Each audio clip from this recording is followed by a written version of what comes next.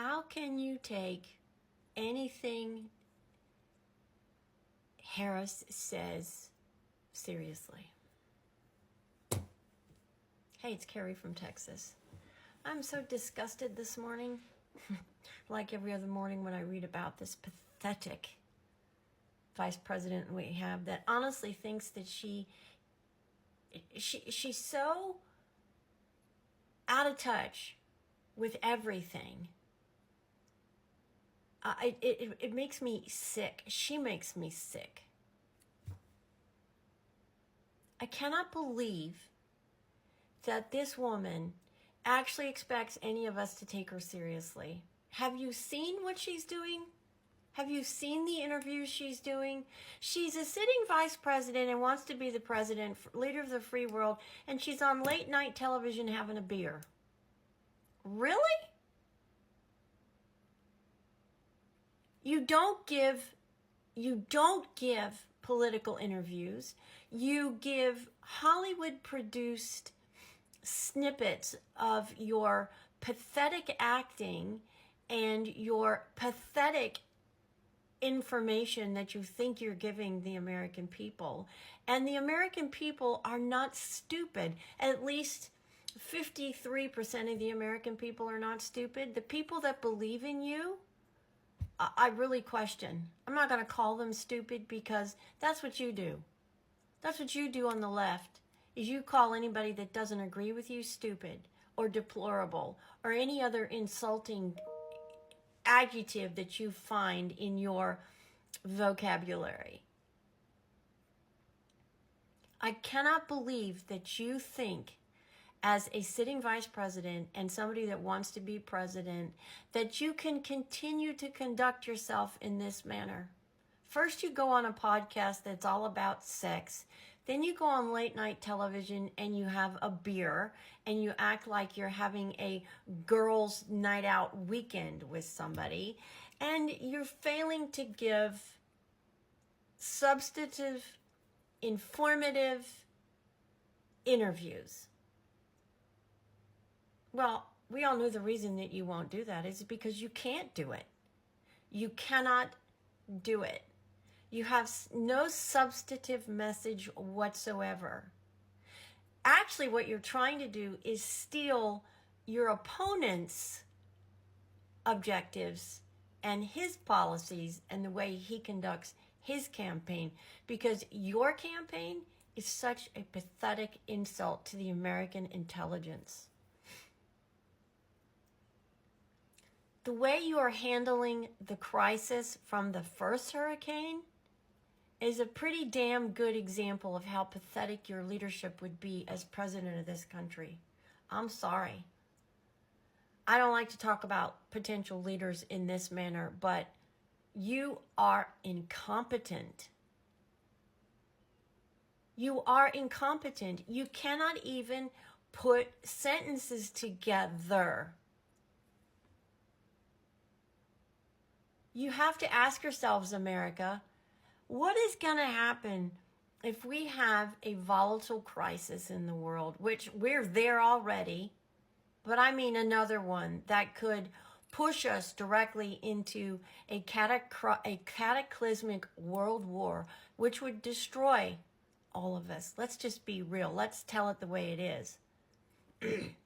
And it's up to this woman, with her word salad and her inability to intellectually discuss policies, that we're going to put our hopes and dreams on to prevent this kind of catastrophe? America, for God's sakes, please wake up. You have to realize. And just look at the people that are supporting her. Just look at the people that are supporting her. Millionaires, billionaires, not average everyday Americans that are in the trenches every day, that are working, that are trying to put food on their table, that are trying to take care of their children, that are trying to not lose their houses and their cars and their livelihood and their futures. And you're on late night television having a beer. How dare you?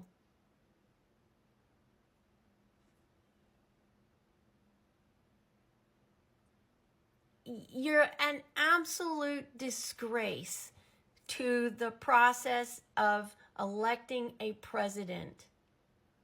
And the left, you are so desperate to keep your power that you are willing to sacrifice this country and the people in it with pathetic, unskilled, incompetent leadership.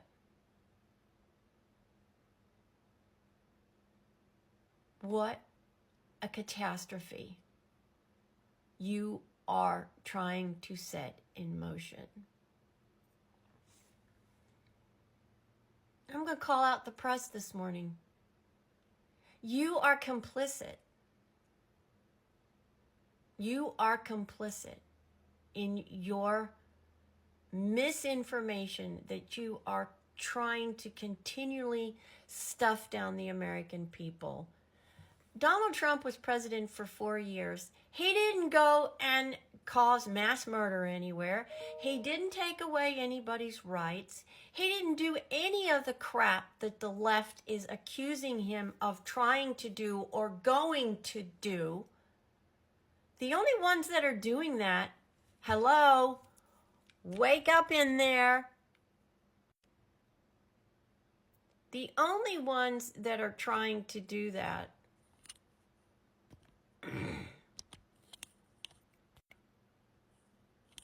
are you, the left.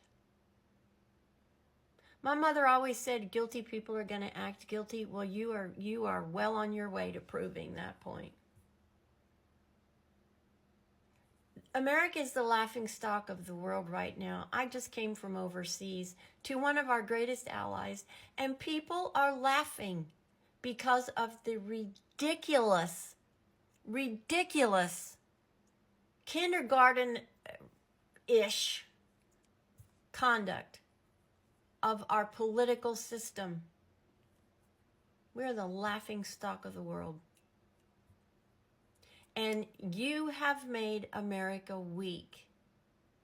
Open borders are destroying every city in America. Because what you want from open borders is to buy an election. That's what you want. You don't want what's best for the average American because you're not the average American. The average American can't put enough food on their table, or they're living on credit cards because they can't make ends meet. That doesn't even enter into the realm of your thought processes. You oligarchs and elitists, it's disgraceful.